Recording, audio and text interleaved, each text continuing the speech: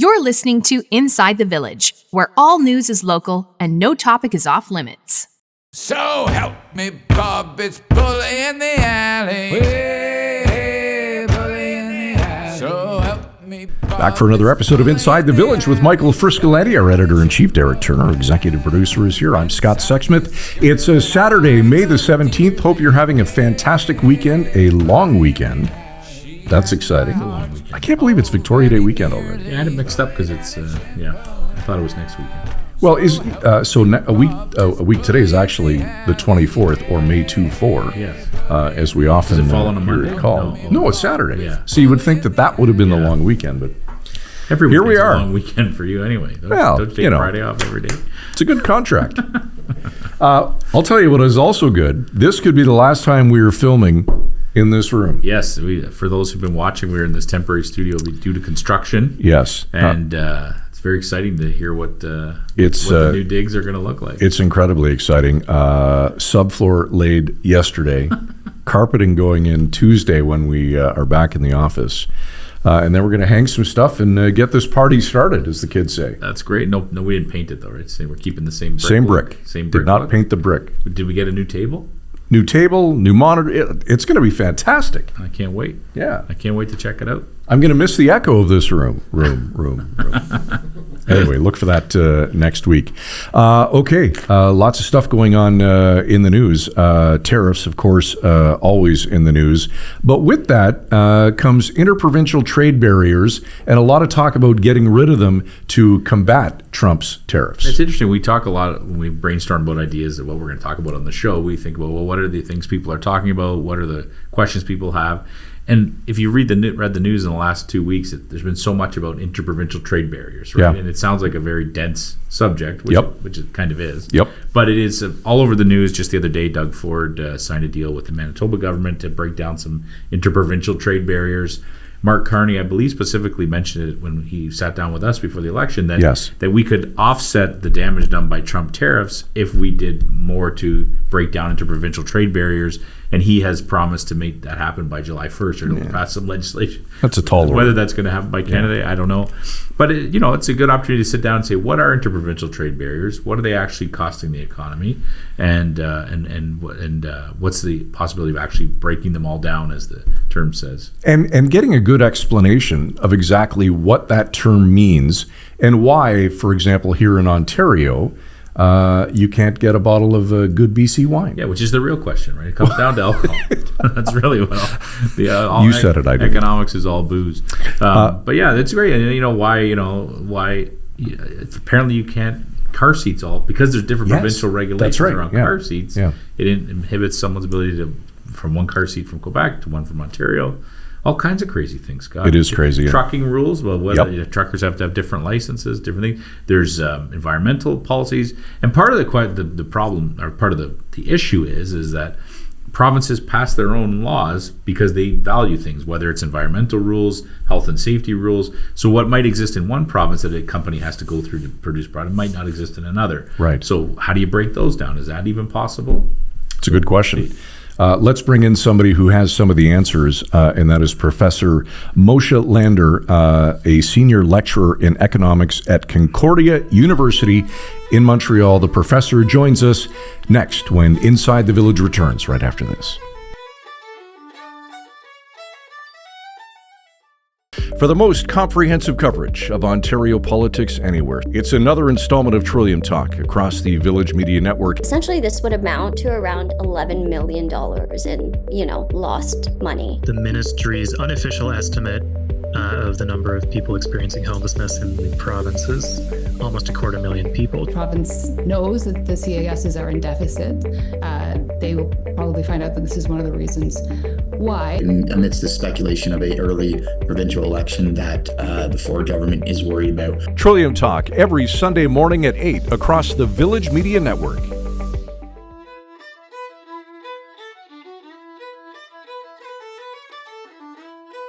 Welcome back to Inside the Village across the Village Media Network with Michael Friscolanti, our editor-in-chief. I'm Scott Sexsmith. Our guest today on the program is Moshe Lander, Senior Lecturer in Economics at Concordia University. Opening interprovincial trade has risen to the top of the national agenda in the wake of U.S. President Trump's tariffs on Canada and threats against our sovereignty. Trade barriers between provinces are said to cost our economy as much as $200 billion in commerce, and a lot of politicians are pushing the idea that if we break down some of those barriers, it will help offset the damage done by Trump's tariffs.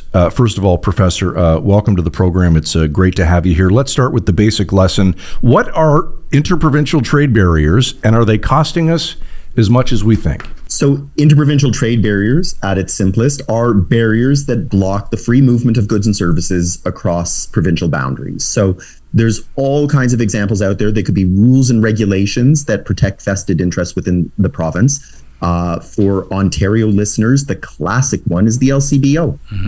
If you want to sell a wine that's produced in the Annapolis Valley in Nova Scotia or in the BC interior, then to try and sell it in Ontario means that you have to go through the LCBO. And if they decide that they don't want your wine on their shelves, you're out. And so that's not much different than a barrier that would exist internationally. Quebec has the SAQ, Nova Scotia has their own version, the NSLC, and even Alberta, which likes to claim that they don't have those barriers. They do control what liquor the private liquor distributors are allowed to sell. So you can have something like that. You pass the bar exam in Ontario. Can you just start practicing law in BC, or do you have to go get accredited to be able to practice law in BC? That would be an interprovincial barrier. If you're transporting livestock, every province is going to have its own rules as to the various documentation that you need to show that your livestock is not carrying disease. The truck itself has to constantly go to weigh stations, especially when you cross a border, to make sure that you're not going to rip up their provincial highways. So there's a huge number of them, and these types of things just add to the cost for businesses, which eventually adds to the cost for customers. And it's what holds back then our standard of living. $200 billion is an estimate. I don't know that if we remove all the barriers by Canada today, the way the Prime Minister wants, that GDP will jump on July 2nd, but it will certainly trend up, and it's certainly been holding us back. It's a great point. Is it even possible to do it by July? I mean, it seems like it's so complex. You couldn't just sign a bill and it'd be done. Well, the federal government can remove whatever barriers they have, but the thing with interprovincial barriers is that most of the barriers are created by the provinces themselves. Now, we've seen the Premier of Ontario say he recognizes the value by trying to remove his government's barriers that exist. But that doesn't mean that the other 9 premiers and the 3 territorial premiers would necessarily follow suit. So what Mark Carney has to do is get everybody together at a table and basically knock heads together. But you could imagine that the way things are going in Alberta these days, and Saskatchewan to a lesser extent, are you going to be able to knock those heads together in a way that they're not going to extract concessions, that while they might remove barriers here, they could actually be creating different sorts of barriers in other ways by holding the rest of the country hostage, saying, hey, I got vested interests here that are going to get me at the next election. So what's in it for me to do what you want at the federal level? It is possible, but I don't know that he has the leverage or the goodies in his bag to do it. I wonder, too, there's also, I assume, at play here, provinces want to have control and a say in how they regulate things in their province, whether it's the trucking industry or food safety or things like that. I assume that'd be hard for someone to want to give that up, because then do we all just go to the lowest common denominator at some point? Or I assume what might be important to one province might not be as important in another. Yeah, you're absolutely right. Now, I don't know about the lowest common denominator bit, but that is something that's often put forward when we talk about international free trade, right? Like if we all remove our barriers, then everybody's just going to go to the lowest tax haven or the most permissible pollution haven. And anybody who tries to have, say, a carbon tax or any sort of labor standards is going to lose everybody. That wouldn't happen at the national level. But yes, you're right. Provinces don't want to give it up. But the reason they don't want to give it up is not because they're control freaks, although most of these politicians are. It's because they recognize that there are winners and losers anytime that you move towards free trade or move away from free trade. So if you move towards free trade, consumers stand to gain, of course. There's going to be greater product diversity, lower prices, more competition for their business. That's usually things consumers like. But there's going to be vested interests, say producers who've been shielded from national competition who all of a sudden find that, hey, there's a producer over here. So imagine you're a wine grower in Niagara and you're somewhat protected from that Annapolis Valley or that BC interior wine producer. Now that they're showing up on the shelves saying, hey, we can compete with you for quality and price, the Niagara wine producer would run to the provincial government saying, save me. It does create winners. What I can tell you unequivocally is that the closer you move towards free trade, meaning the more barriers you remove, the gains of the winners exceed the losses of the losers. So what government could do then is they could say, look, we promise that we'll take some of those gains from the winners. We'll compensate the losers fully for their losses. And there's still going to be money left over. And through the democratic process, we can decide how do we want to split up that net gain. But if you have those barriers, the gains of the losers will not exceed the losses of the winners. And so society as a whole is worse off to the tune of about $200 billion. Sounds very simple. Yeah, Professor, sort of. Can we talk for a second about Premier Ford's deal with Wab Kinew and Manitoba? What will it actually mean? Well, look, whenever you announce these things, the one thing that we always tend to find is that benefits are overstated, costs are understated. And so when you get in front of a mic, you want to try and put your best foot forward. It can be for anything from business deals, sporting events, welcoming visitors, tourism. We always tend to overstate things. And it's not because it's the politician's nature to lie to the public. It's that you want to try and show that you've got control of these things. But when you start putting sort of numbers on these things, my concern is always, can you predict that with any degree of precision? You're making I don't even know what the temperature is going to be tomorrow. I don't know what I'm having for dinner tonight. Yet somehow you can see some sort of deal here that's going to run for decades. And you're going to say that this is worth this many jobs, this many dollars, this much in infrastructure spending. I never believe that because I'd like to hear the range of numbers, or how confident are you? I'm 90% confident that the range of possible benefits could be from here to there. But they'll also tend to use something that is called the multiplier effect, which is for every dollar of spending, they think that this will add, say, $10 to GDP. The simple analogy is, if I come into your business and I spend $100, you take some of that $100 that you've now received and you're going to go spend it yourself, and maybe not all of it, say 90 of it. And the recipient of that 90 then goes off and spends maybe 90% of that. And the recipient of that spends 90% and so forth. By the time we're done, my initial $100 could actually add a lot to the economy.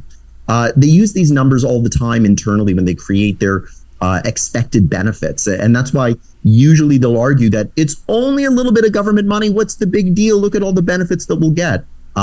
Like any good contractor, the costs are always understated because you don't know what you're going to find when you rip open the wall. And the benefits are always overstated because it's never going to materialize in your best case scenario. And that's the one that they're always presenting. That's a great point. I wonder then, too, during the election campaign in particular, we heard a lot of politicians or candidates talking about interprovincial trade and that this is going to be the answer. This is, if we do this, it'll offset maybe even more than offset what Donald Trump is threatening to do with us, to do to us with tariffs. Did you kind of take that with a grain of salt? How did you react to when candidates were talking like that?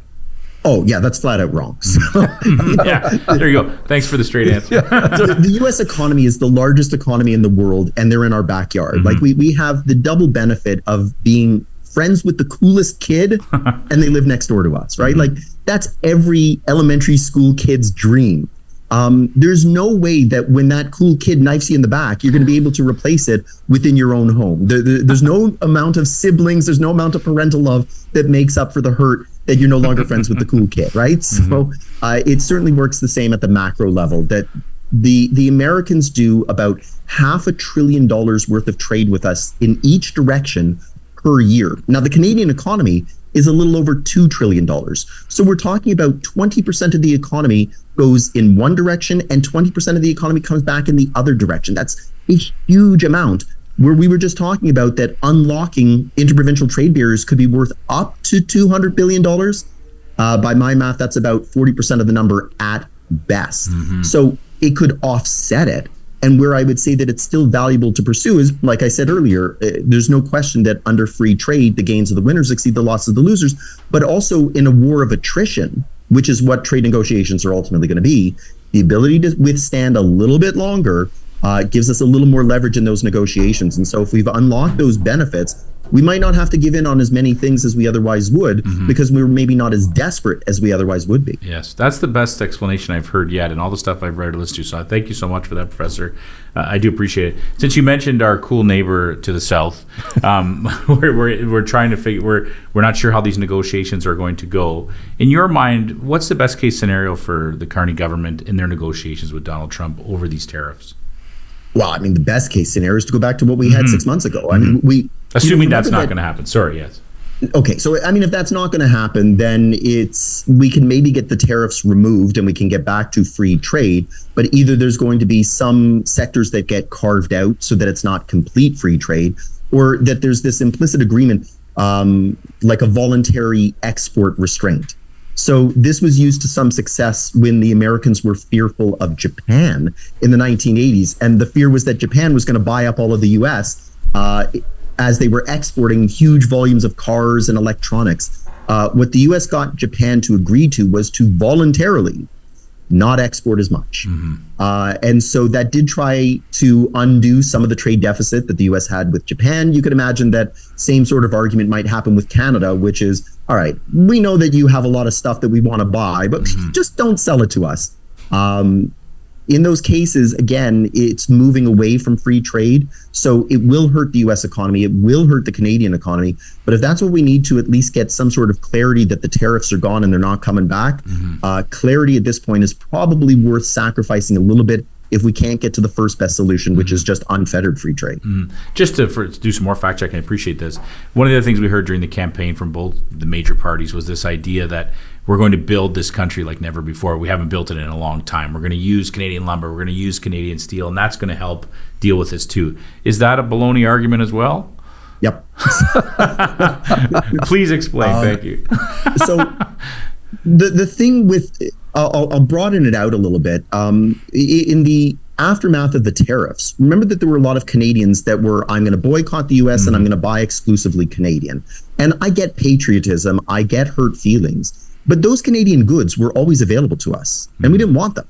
We were buying American goods. So why were we buying American goods when Canadian goods were available? It's because the American goods were offering better quality for the same price, or the same quality for lower price, or better quality and a lower price, which is, with a limited budget, is something attractive that's to consumers. So when you switch to buying Canadian, it means that you're now paying a higher price for the same quality, or for the same price, you're going to get lesser quality, or likely you're going to pay a higher price for lower quality. So if all of a sudden the Canadian government is going to say, haha, I've got the solution, we're only going to buy Canadian, well, you just ramped up the cost to everybody of what we could have been doing with the US had the tariffs not been there in the first place. So instead of focusing your energy on trying to support Canadian business, which was always there, maybe it's worth admitting that, hey, maybe the Canadian businesses don't have it. I mean, Canadians would be foolish to think that we should now start an orange growing industry so that way we're not reliant on Florida and we're not helping the source of Trump and Rubio and their local constituents. But we would find that laughable, that why are we growing oranges? We should never do such a thing. There's certain products that when it comes to lumber, steel, it maybe becomes a little more borderline where we say, well, maybe it's worth it. No, it's not. And if you're willing to sacrifice some of your standard of living for that, I get it. But at least be clear that that's what you're asking us to do, is sacrifice our standard of living in exchange for buying Canadian and being less reliant on the US. If people say, yeah, it's worth it, okay, that's sometimes what trade-offs involve. But if you're offering me something that's costless, I'm calling you on that one. Yeah. Professor, we've just learned that it's going to be some time before the Liberals table a budget. Your thoughts on that?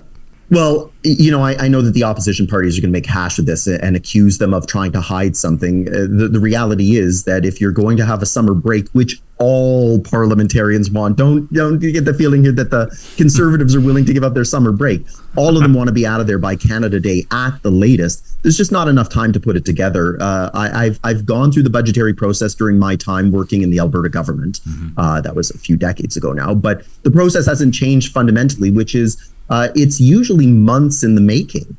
It's not just you throw a bunch of numbers into an Excel sheet and spit it out and say, there's the budget. Even if you think about trying to create a household budget, that takes a long time to get everybody to sit down, come up with their cost estimates. Where's your earnings going to come from? What vacations do we want or do we not want? What can we do without? When you're trying to deal with it at the federal level, it's huge and time consuming. So given that Parliament hasn't sat for 6 months, and given that it's only going to come back in the next week or so, and given that it'll only be about a month until summer break, when he's supposed to do the budget, it's just impossible to put together. So you can give us an update. You can say, here's the snapshot of what's going on right now. But I think that it's also important then that our prime minister, central banker, economist, business person makes a very strong argument as to why it doesn't make sense. If he just says, nah, we're not doing it, but without going through what did it take me, 2 minutes to explain it? Then people are going to get frustrated. At least if he explains it, people might say, oh, I get it. Yeah, it doesn't make sense. You can't pull it together in a month. And if he says, I'll provide you with regular updates, it's just not going to be the full picture. I think people might understand, especially if he comes back in the fall and says, I'm going to give like a mid-semester update that gives as complete a picture as I can. Well, hopefully everyone listens to the podcast and they'll get the explanation. There we go. We don't need the prime minister. Yeah, we don't need that. We don't need that at all. Professor, can I ask you too, just specifically about the steel and aluminum industry? Our headquarters of Village Media is in Sault Ste. Marie, Ontario. Algoma Steel is right beside us. Obviously, steel factories in Hamilton are also concerned about the tariffs that have been put into place. Is it a fair question to ask where you see the steel industry in Canada in the next 6 months? I mean, what it seems they're facing, to me, it seems like almost an existential crisis here in Canada. The word I was going to use was existential as well. So well chosen. The longer that the tariffs last, the harder it is to find a way forward, because remember that steel is not easily transported, right? If you're moving it into the US, there's still a very large transportation cost that adds to the actual steel process itself. But if you're now talking about putting it on ships and sending it to Europe, or putting it on ships and sending it to Asia, you now have to compete with, say, Korean steel builders who don't have to deal with the transportation cost, at least not the ocean component of it. And same thing then in Europe, that there's going to be steel producers in Europe who are going to say, we don't have to contend with the Atlantic Ocean. So Canada, unfortunately, if you take the US out of the story, is not landlocked, it's waterlocked. And in this case, it could actually work against us in the shipment of heavy manufactured goods. There's just not going to be a lot of markets that are interested in what we have to sell. Even if we could say we can do it 10%, 20% cheaper than competitors in Europe and Asia, by the time that you're done with the transportation cost, a lot of that goes away. And it doesn't make sense then why you would want to tie yourself to Canada. And so it's a little bit telling that we've seen Europe, Asia has not jumped to Canada's defense in the last 5 months. You would have thought that when the US starts their attack on Canada first, everybody would have jumped to our defense. We're friendly people. Everybody in the world likes us. We travel the world with Canadian flags and get picked off by people who want to talk to us because they love us. Except nobody came forward and said, we're here to jump to your defense, because they kind of recognize without the US, there's not really much that we can offer the world, at least in terms of goods. And steel is going to be one of those that gets hit really hard the longer that this lasts. And remember, there's no amount of Canadian business that can make up for the American business that we were doing. No, for sure. I've heard the national security argument too, that the governments wouldn't allow our steel factories to fail because you have to be able to produce steel domestically. Would the government not allow would the government allow a major steel factory in Canada to close? Well, I guess we go back then to the COVID story, right? Because remember that there were a lot of businesses then that were facing existential threats, especially in the early days pre-vaccine. We didn't know how long we were going to be locked down, and we were hoping that science would go fast enough that we could kind of find a way back to normalcy. What do we do if we say, look, maybe this industry was in terminal decline anyway? So steel, of course, is a major input in the auto industry in Canada. But if you take a look, the auto industry in Canada now is producing about 50% of what it was at its peak. So it's clearly trending down. And especially now with, say, EV, maybe the US market doesn't seem particularly interested in it. Canada can't do it alone. At what point do we just maybe call it and say, all right, we're not going to let it fail necessarily, but we're not also going to try and prop it up either. So if it fails on its own, the government stands ready to help all of those steel workers that lose their jobs, whether it's through EI, welfare support payments, retraining if they're young enough, but also sending a signal then to, say, community colleges that might be training our future steel workers, saying, hey, maybe you shouldn't be putting money into this part of the training process, because within a generation, we don't know necessarily that this is going to be the winning industry. You can still have a rump portion of it that's needed for Canadian national security issues, but the stuff that was maybe being used for the American export industry, at some point you have to be nasty sometimes and just say, I don't see a future here. And propping it up is merely lost money that is never going to be recouped. Again, if the democratic process says, but we're okay with that, cool, then you can shut me up. But if we're purely judging this on a business case justification, maybe this is one of those industries that it's unfortunate the tariffs came, but maybe it's disruptive to a process that was already showing signs of strain. That's a scary, scary thought. I do appreciate that explanation, Professor. Just one more question before you go. And now I completely forget it, so we'll cut. No, I remember it now. So I just want to go back to touch on something you talked about earlier about the best case scenario. But you mentioned we are getting into the summer. A lot of Canadians are going to be thinking the way the politicians are. It's summertime. Hopefully you're going to take some vacation, going to enjoy a little bit of downtime, not thinking, maybe a lot of them aren't thinking about just how bad the economic situation is. What's the best case scenario when you come back to class in September for the economy in Canada? Well, what would be some great pieces of news that could happen over the summer that would make us feel a lot better heading into the fall? So the big headline stuff, right, is GDP, unemployment, inflation, and interest rates, right? Those are the big four that I think people obsess on, whether in the media or consumers. So GDP is probably going to be declining. We might be talking about a real fear of a recession. The best case scenario is that the recession never materializes and we get some mild growth, or we even just have a mild, short-lived recession. Inflation might go up a little bit, but hopefully it certainly won't go up to, say, what we saw in 2022, but hopefully it doesn't breach that 3% upper limit that the Bank of Canada is comfortable with. Interest rates, best case scenario is that interest rates come down. Worst case scenario is that if there is inflationary pressure, hopefully the Bank of Canada just pauses the interest rate cuts and doesn't actually start backtracking and have to increase it to try and rein in inflation. Unemployment will probably continue to go up, but let's also keep in mind that by historical standards in Canada, the fact that we're talking about 6.9 and the sky is falling is actually a pretty good indicator of how far this country has come. Not even 30 years ago, we would have been talking about hovering near 10% unemployment. And our country is much bigger population-wise, which means a lot of those people that have come to Canada have been absorbed into the labor force, found jobs, and we're not struggling still with unemployment the way it was. So there is space here where we could see good news. The Canadian dollar, I guess, is maybe the fifth one. But I will say, I guess, then on my way out the door, is that the kids these days are talking about me sessions, which is a phrase that I distinctly hate. But I appreciate what they're trying to say, and it's something that I've been highlighting for years. How do you feel about your economic circumstances? Because it really doesn't matter what I say as an economist. I could tell you that the economy is growing, but if you don't have a job, your friends don't have a job, your family don't have a job, you're worried about making ends meet, what difference does it make that I'm telling you that the Canadian economy is growing? You're going to look around you and your space and you're going to say, I don't see it. And so I think that a lot more Canadians are feeling this me session experience where their cost of living and affordability issues will not go away no matter how fast the tariffs go away, because there's much broader issues. And I guess I'm going to self-invite myself back to a future show where we can talk about what those issues are. All right. Because even in the best case scenario, we're really putting a Band-Aid on what has been a problem that's been brewing for 40 years. And I'm not entirely sure that any government is capable of solving it within the term of one parliament. Yeah. You are welcome back anytime, and by my count, in about 22 minutes, I think we covered a hell of a lot of economic ground there. Moshe Lander, Senior Lecturer of Economics at Concordia University in Montreal, a great city, by the way. Thanks for your time today. We appreciate it. My pleasure.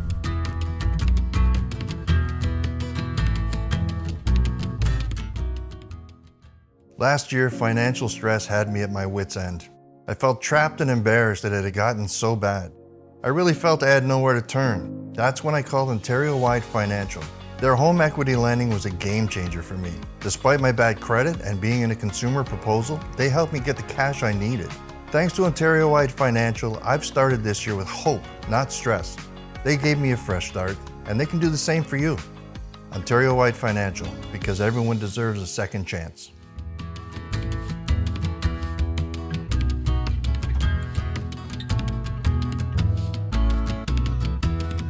All right, back to wrap on Inside the Village. Well, that was uplifting, wasn't it? I shouldn't even laugh, but it does feel, there's so much, there's so many heavy, dark clouds hovering over us right now. It's wild, man. To have a crystal ball? Yeah, it'd be amazing. I don't know. Maybe you wouldn't want one. I don't think you would, because I'd be afraid to see what it says. There's so much economic uncertainty, and all because of one U.S. president, and so many unanswered questions, and and I think the message too is that a lot of the things that are being pitched to us about building Canadian, about breaking down interprovincial trade barriers, are a lot more difficult than they sound to actually do, and may not have as big of an impact as you think they might. Yeah, and you know what? The professor raised a great point that 6 months ago we had none of this, and now look where we are. Yeah, and I guess the only thing you'd hold out hope for is, who knows how negotiations will go between the new Canadian government and the Trump administration. The way the news cycle works with this president is, by next week there might be some amazing piece of news that they're going to report, and everything will go back to normal, or at least close to normal. But who knows? I mean, you just never know. You got to keep your head on a swivel with this guy, because it's day to day. Yeah, it really is. And then just thinking within our own country, and we talk about the trade barriers, there's the Alberta factor. Where is that situation going to land? What does that add to that whole complexity? Yeah. It's a lot to unpack, and a great guest, and we're certainly going to have him back, because goodness knows there will be an update to this situation. Yes. All right, let's put a bow on this and head out and enjoy our long weekend. ITV, while you can. That's right, while you can. While we can all still afford it, let's go out and enjoy what's left of it. ITV at villagemedia.ca. We would love to hear from you. Enjoy the rest of your Victoria Day weekend. For Derek Turner, Michael Friscolanti, I'm Scott Sexsmith. We'll talk to you next time on Inside the Village. You've been listening to Inside the Village. Frisco and Scott's Wardrobe, provided in part by Moores, Sault Ste. Marie.